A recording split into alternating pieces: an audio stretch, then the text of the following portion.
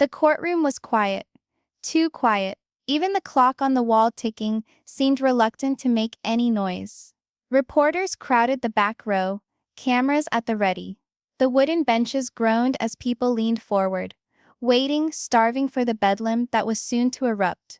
Seated at the defense table was Kody Brown, his golden curls tied back tightly, his jaw set firm. He fidgeted with his suit jacket, trying not to care. Trying to convince himself this was just another legal misstep. But beneath it all, he knew this was not going to go well.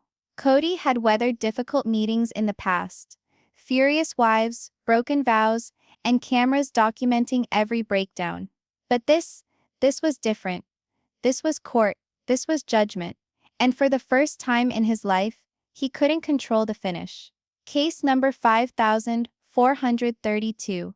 Brown versus Brown. The bailiff called, his voice reverberating off the marble walls. Kody took a slow breath.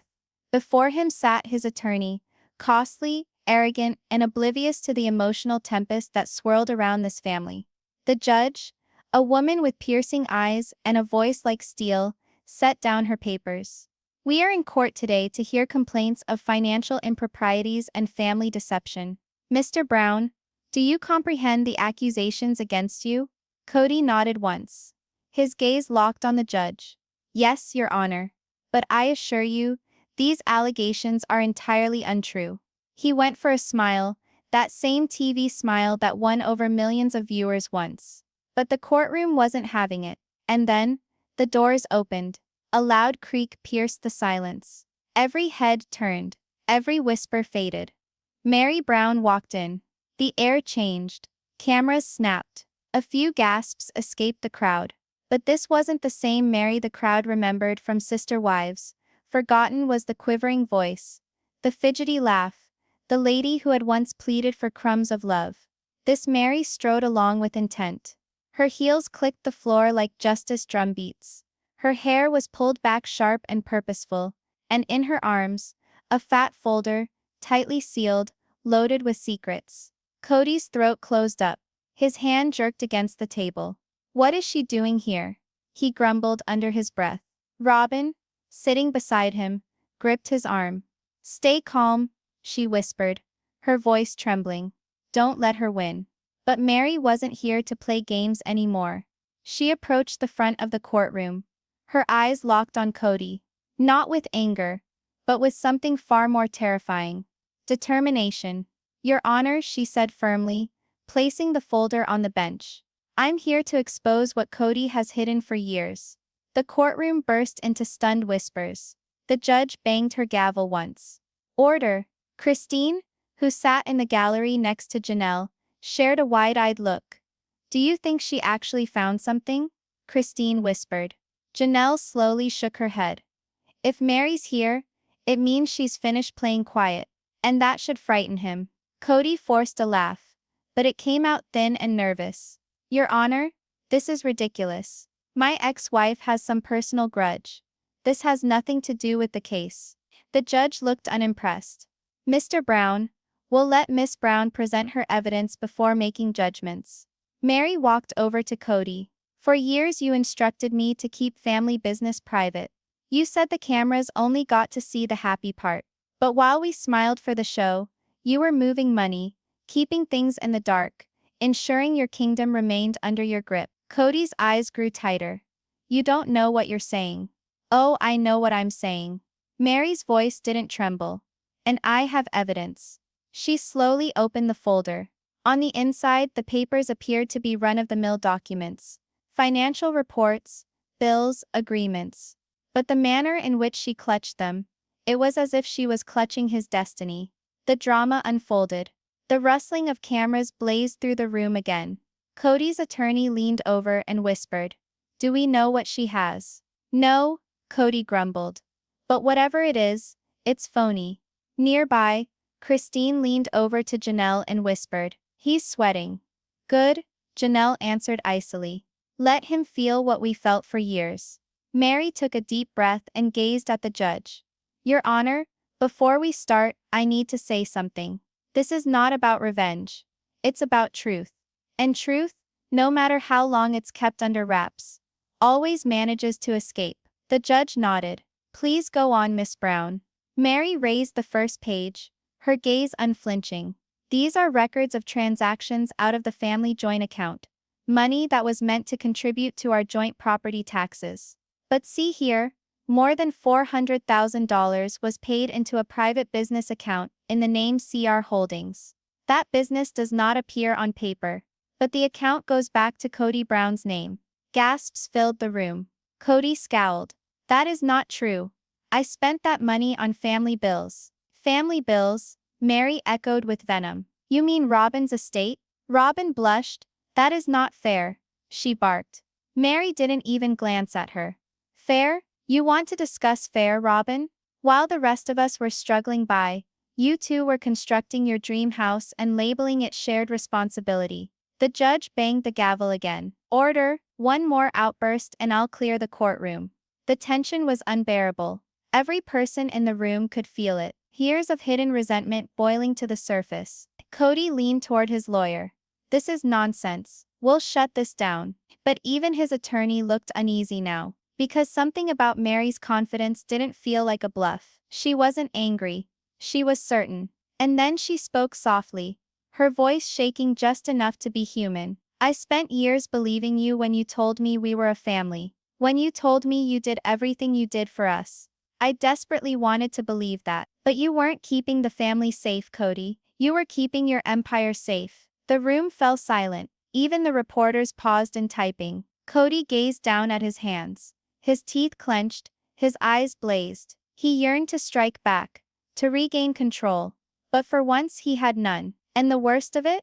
The one who had stripped him of that power was not a stranger, or an outsider. It was the woman he'd abandoned. Meri stepped forward another step, looking into his eyes. You've always claimed you were the leader. But leaders don't lie, they confront. And today you're going to confront yours. The judge nodded slowly. Miss Brown, we will hear your complete presentation of evidence in the next session. Meri opened the folder and moved back, the heels of her shoes ringing in the quiet. As she passed by Kody, she paused only long enough to whisper in a voice only he could hear. But all the cameras recorded what was on her face. Justice, she whispered, has a long memory. Kody didn't budge. He just sat there with his eyes locked in front of him, aware that the life he constructed, the control, the pride, the glory was falling apart, piece by piece, truth by truth. And for the first time ever, the courtroom didn't see Kody Brown, the confident patriarch. They saw a man cornered by his own lies. The courtroom still buzzed with shock after Meri's declaration. Kody sat stiffly, jaw clenched, pretending not to be rattled. But the truth was eating at him like fire under ice. He could sense the gazes, Christine's glare, Janelle's smug silence, Robin's trembling hand holding his arm. They all sensed that something had just changed. The command he used to have over every circumstance was slipping out of his hands. Court is resumed, the judge declared after a short recess. Miss Brown, you may proceed with your evidence. Meri moved again, serene, composed, her authority filling the room. She was still carrying that same thick folder, but now she was also holding a small flash drive between her fingers. This, she said, lifting it up slightly, is the key to all that Kody has kept secret from us. The judge nodded.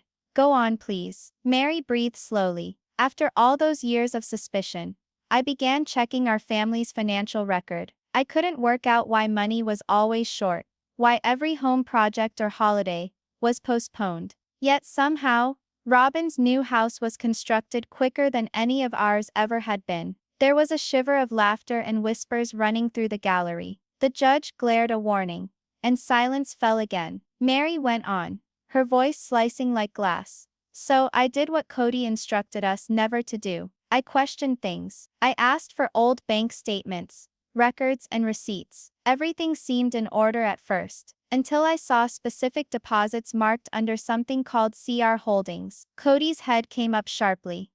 That's an investment business. It's valid. Really? Meri snapped. Because the state of Arizona doesn't have any record of any CR Holdings in your name. But they do have one under an alias. Colton R. Hale. The courtroom gasped a second time. Even Kody's attorney was taken aback. Meri faced the judge. Your Honor, that alias corresponds to the initials of Kody's full name, Kody Colton Brown, and to the name of a friend who assisted him in establishing fraudulent accounts. These accounts have been employed to transfer hundreds of thousands of dollars from family assets into private holdings. The judge scowled. Do you have evidence for this assertion?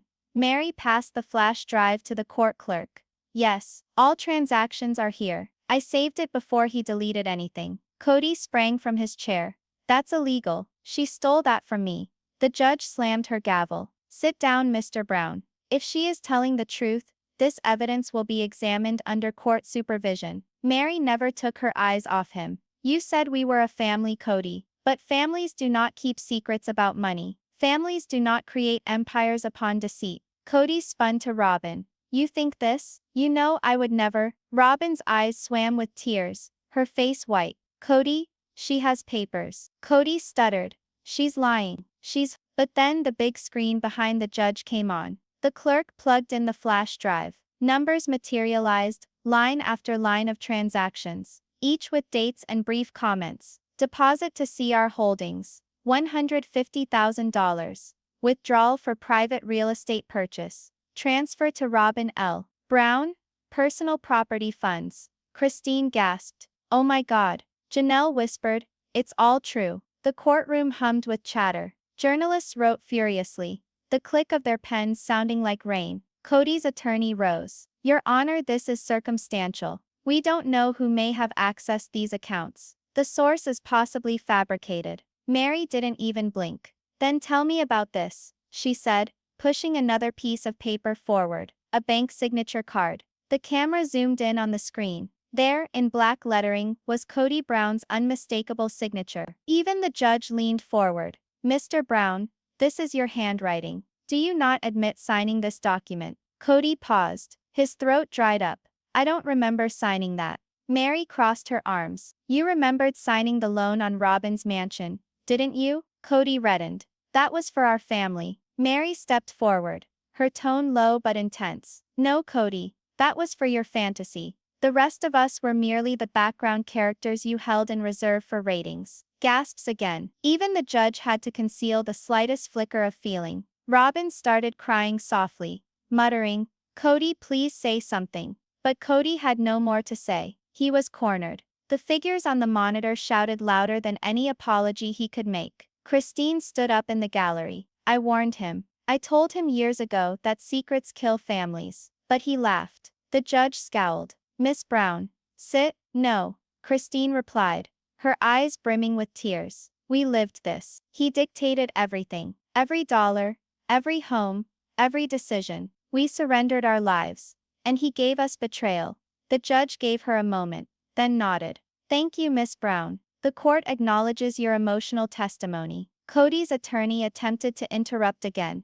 Your Honor, we asked to recess until. But Meri was not done. She moved to the evidence table and opened a second folder, showing a printed chain of emails. These emails, she explained, reveal Kody talking about a secret project, a new TV contract, one that excludes the rest of us entirely. He intended to rebrand his narrative without the family, without the truth. He had dubbed it Kody Reborn. The courtroom gasped. Reporters almost fell out of their seats. Kody's voice broke. That was just a thought. I didn't follow through with it. Meri's voice rose. The first time she revealed anger. You were going to rewrite history. You wanted to be the hero again, while the rest of us were the villains. The judge rapped her gavel once more. Order, order. The commotion fell silent, but the damage was done. Kody's empire was not only collapsing, it was aflame. And then from the gallery, Janelle whispered softly, but all microphones picked it up. You thought you could outsmart everybody. But you forgot one thing, Kody. Truth has witnesses. Kody spun around at her, enraged. You all turned on me. I built it all. You'd be nothing without me. Meri's voice pierced the yelling like thunder. No, Kody, we became something in spite of you. The judge glared between them, her tolerance thinning. That's enough. The court will recess to confirm this evidence. As the gavel hit again, pandemonium erupted. Reporters dashed for the doors. Christine embraced Janelle, whispering, it's happening. He's finally being exposed. Robin wept softly. What have we done? And Kody, once the smiling, self-assured patriarch, simply sat there. His hands shook slightly. For the first time, he saw he could truly lose everything. He glanced at Meri, standing by the door, still and quiet. Their eyes locked. 1,000 unspoken memories, cutting between them. The years of loyalty, the tears, the humiliation, all of it was bringing them to this point. Meri finally broke her silence, her voice quiet but hard. You founded this empire on trust, Kody. But you forgot. Trust is not something that can be purchased. It's something that is earned. And now, it's gone. And then she turned and left the courtroom, leaving him seated in his chair, amidst papers, cameras, and the specter of every deceit he'd ever spoken. The voice of the judge rang out behind her. This court will reconvene. After considering the evidence submitted, Mr. Brown, you are not to leave the state until notified.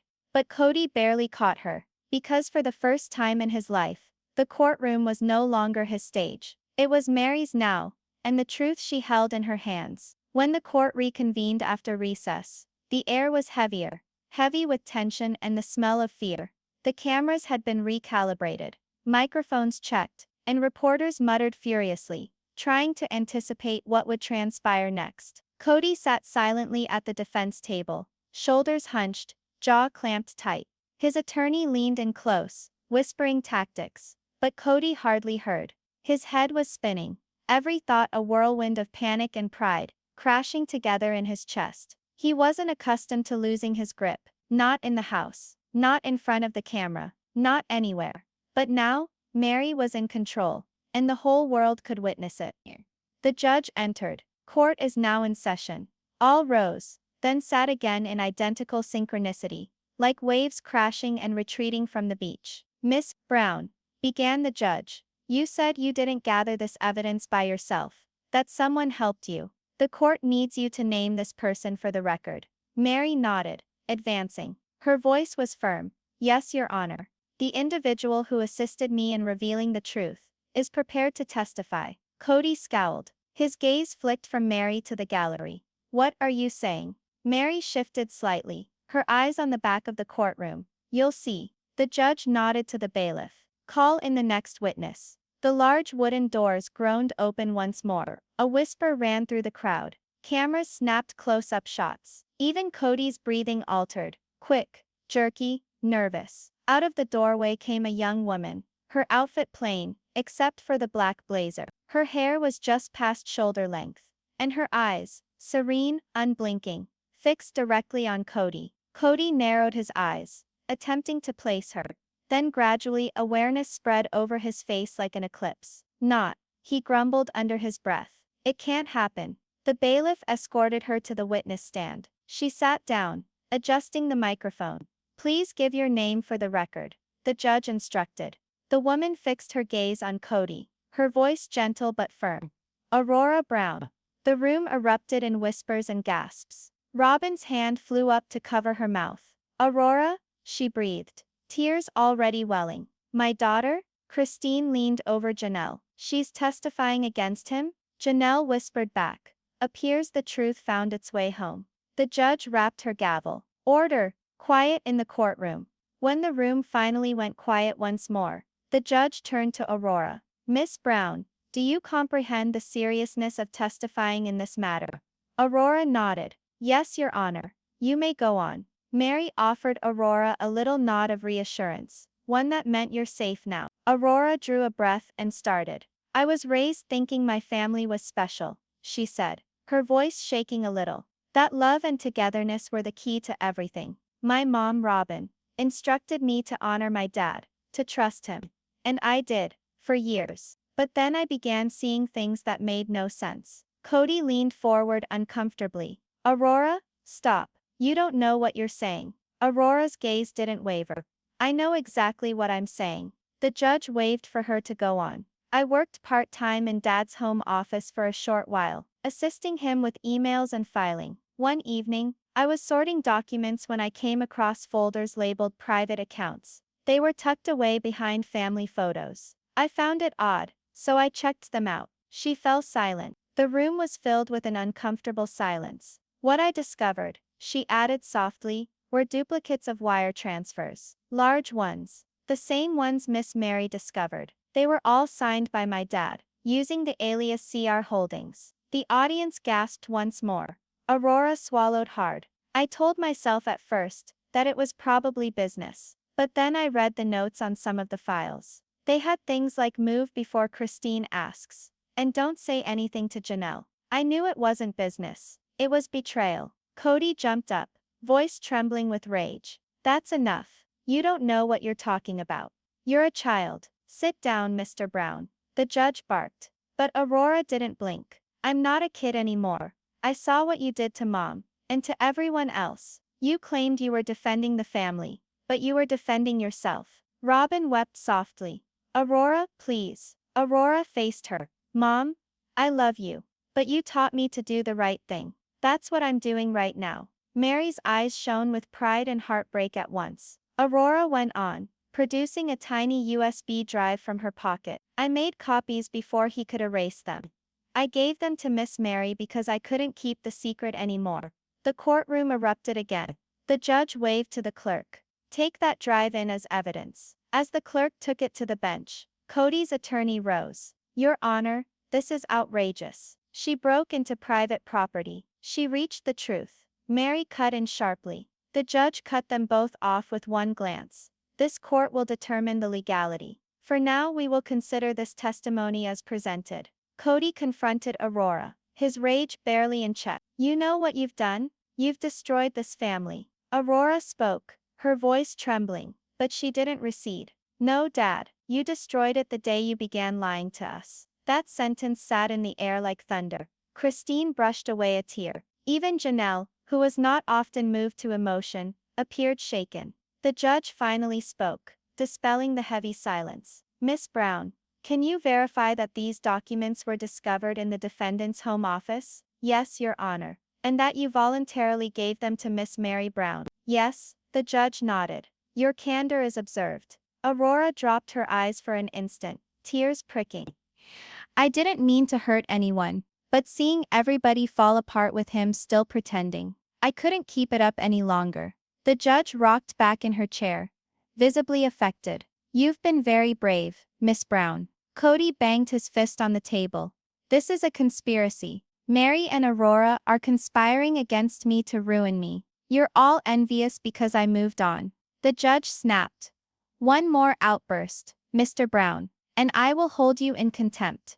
The courtroom fell silent. Aurora gazed at him once more, the father she had once loved, and whispered, You always said that truth brings peace. I'm just giving you yours. Then she stepped down from the witness stand and moved towards Meri, moving deliberately. Meri extended her hand, laying a light hand on her shoulder. The photo was striking. Two women, from two sides of Kody's life, joined by truth. Journalists murmured, This is history. The Brown family is finished. Robin wept into her hands. Kody merely sat there, shaking, his pride disintegrating before the whole world. The judge finally broke his silence. This testimony alters the nature of this case. We have now evidence presented by a direct family witness. The court will give this serious thought. She glared at him, straight into Kody's eyes. Mr. Brown, you are reminded that there is no room for arrogance in this room. If even your own family opposes you, then it's time for you to think about why. Kody remained silent. His eyes were glazed, his face ashen. Meri turned to him again. Her voice was soft, almost sympathetic. You constructed a house of secrets, Kody. But secrets have cracks, and truth always gets through. There was another recess called by the judge. As the room emptied out, Christine hugged Aurora hard. You're strong, honey. You did something we couldn't do for years. Aurora wiped away tears. I didn't mean to hurt anyone. I just wanted it to end. Meri nodded. And it will. You've made the right decision. Kody sat still, surrounded by hollow folders and dispersed papers. The same papers that once held power. But now, they were the proof of his fall. When the courtroom cleared out, the final noise that reverberated through the building wasn't outrage or cheers. It was the soft, rhythmic click of Meri's heels, the sound of truth walking away victorious. The next morning, The courthouse felt like a volcano about to erupt. Outside, reporters shouted into cameras, helicopters hovered, and fans of Sister Wives waited for a glimpse of the man who had once preached unity, and now stood accused of tearing it apart.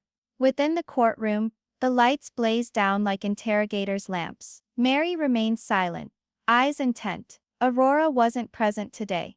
The judge had excused her following yesterday's storm, but her words remained resonant in each corner of the room. And Kody Brown, once cocky, boisterous, proud, sat still. His face was older, harder, as if the truth had etched lines of regret into his face over the course of a single night. The judge came in. Court is now in session. Mr. Brown, are you ready to proceed? Kody rose, his tone low and measured. Yes, Your Honor, I'm ready to share my side of the story. The courtroom buzzed. Meri didn't glance at him. Christine crossed her arms. Janelle let out a soft sigh. Kody paced slowly, addressing the audience itself. You've all portrayed me as some sort of monster. Greedy, manipulative, selfish. But nobody here has any idea what it's like to have the burden of 4 families, 4 homes, 4 bills, 4 hearts that are always demanding something from me. He stopped, glancing at Meri. I gave all I had. My time, my love, my energy. But when times got tough, you all turned against me. Meri arched an eyebrow, but said nothing. The judge cut him off. Mr. Brown, keep your remarks pertinent to the case. He nodded curtly. It is pertinent, Your Honor. Because this case is not about money. It's about betrayal. They craved freedom, but when they saw that freedom came at a price, they turned on me. The audience groaned again, gasps and murmurs reverberating off the walls. Meri rose at last. No, Kody. We blamed you when you stopped telling the truth. Kody clamped his jaw. Honest? You're the one who got my own family against me. You allied with my daughter to embarrass me in public. Meri breathed deeply. No, Aurora revealed you because she still has a sense of right and wrong, something that you lost a long time ago.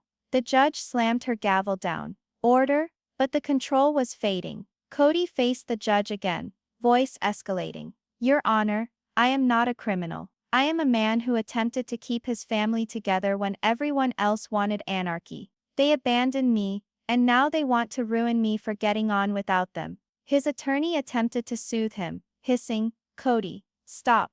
You're hurting yourself. But Kody didn't let up.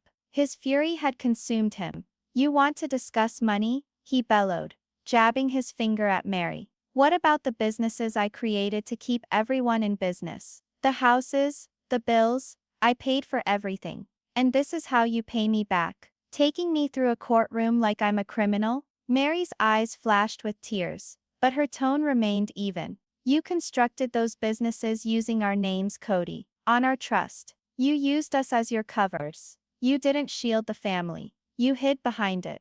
Kody's voice broke. That's not true. Christine stood now, no longer able to remain silent. Yes, it is, Kody. We saw you transform. You lost the man who headed a family. You became a control freak man. Any time one of us got our voice, you labeled it betrayal. Janelle spoke gently. And now the truth is revenge to you. Kody turned on them. You all consider yourselves saints? You consider leaving heroes? The judge eventually lost her temper.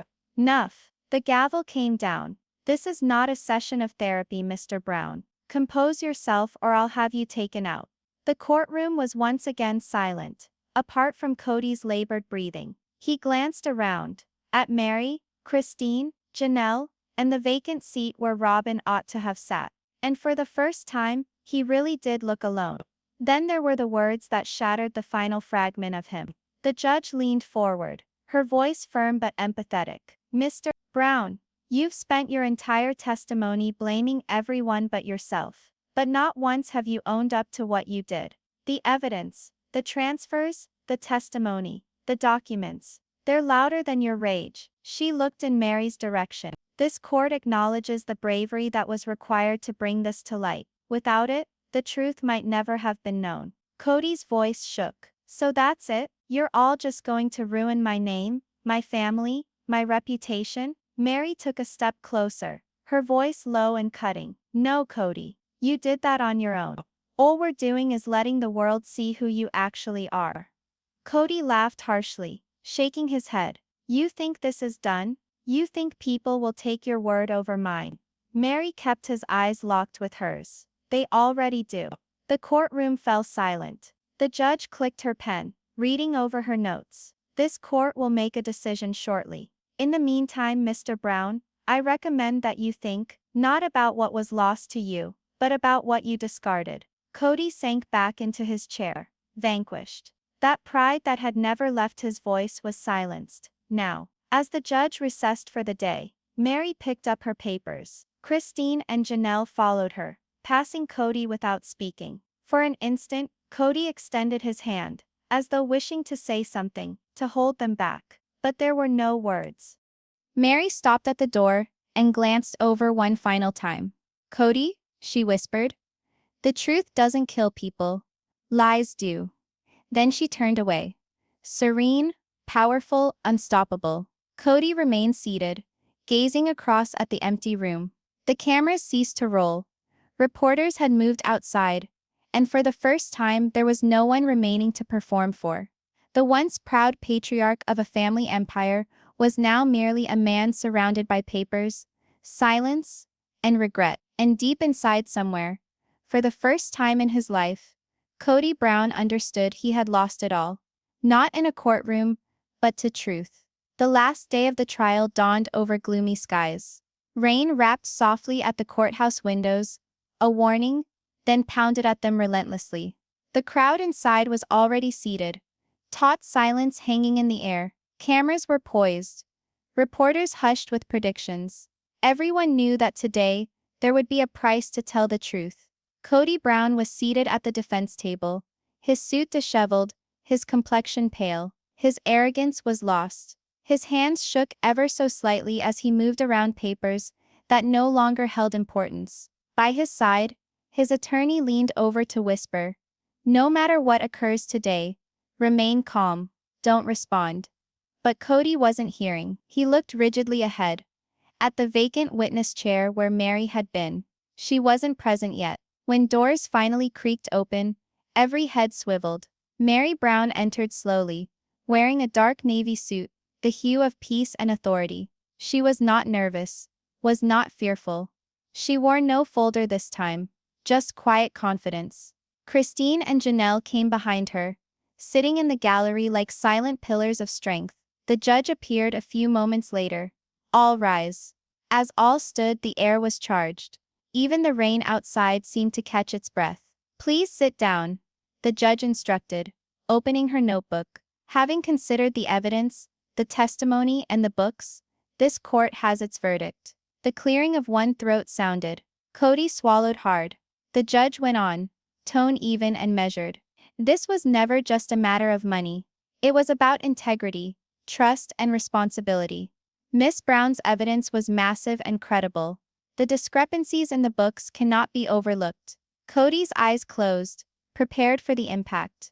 Thus, the judge declared in a stern tone, "This court rules on behalf of the plaintiff, Meri Brown." Gasps ran through the courtroom. Reporters leaned in, pens scattering across notepads. Kody's head fell. His attorney growled an oath under his breath. The judge wasn't through. "Additionally, the court does find intent on the part of your finances to conceal and abuse family funds. Restitution shall be ordered. Mr. Brown, you are directed to repay the misappropriated funds, with interest, within 90 days. The gavel came down once. Hard. Final. Meri didn't stir. She simply closed her eyes for a second, blowing out the burden of years. Kody gazed at her across the courtroom, pleading, "Meri, you don't have to do this. We can make it right. We can talk." Meri slowly got up from the floor. Her gaze met his, steady, cold, and calm. "I talked, Kody, for years, but you never listened. Now you'll hear the truth, whether you want to or not." Christine spoke softly to Janelle. "She did it." Janelle nodded, her smile soft. "She finally did it." Kody rose, his voice shaking. "You think this does it? You think embarrassing me solves everything?" Meri moved forward slowly. "This had nothing to do with humiliation. It had everything to do with freedom. The truth freed me. Free from you. Free from the lies. free from the hurt. I didn't reveal you to ruin you, Kody. I did it for healing purposes. For an instant, even Kody was speechless. His mouth went open, then shut. The man who always got the last word now had no words. The judge rose. This court is adjourned. The gavel fell for a final time. Journalists swarmed into the hallway. Cameras popped. Questions filled the air. Meri, what happens next? How do you react to the verdict? Meri paused at the head of the courthouse stairs, rain ticking softly around her. She gazed directly into the cameras. I am free, she whispered. For years I was scared to talk, but silence guards the guilty. Today is not my triumph. It's a warning. Regardless of how mighty a person may appear, the truth will find them. Behind her, Kody departed with his attorney, head downcast, ignoring the press. Robin was in hiding. Once a self-proclaimed leader, the man now resembled a specter, wandering the devastation of his own kingdom. As Meri prepared to leave, Christine put a hand on her shoulder. You were braver than all of us, Meri, she said softly. Meri shook her head. No, Christine. I was tired of being silent. They smiled weakly, not now as adversaries, but as survivors. The rain pounded harder now, washing away the final remnants of the storm within that courtroom. Meri descended the steps, each step a fragment of her past that was left behind. The cameras trailed behind, capturing what would become the most played moment of the whole trial. The photo of Meri Brown walking out of the courthouse, triumphant, unfazed, and free. Kody stood in the doorway, his heart racing, realizing that all that he'd ever attempted to control, the wives, the fame, the story, was lost. And perhaps subconsciously, he knew that Meri wasn't only revealing his secrets, she was finishing his tale. He muttered soft under his breath. You asked for justice. Now you have it. But Meri didn't turn around. As she vanished into the downpour, courtroom lights went dim, cameras dissolved, and the voice of the narrator resonated in the stillness. When truth enters the room, even the greatest lies disintegrate. And on that day, justice didn't wear a robe. She wore the name Meri Brown.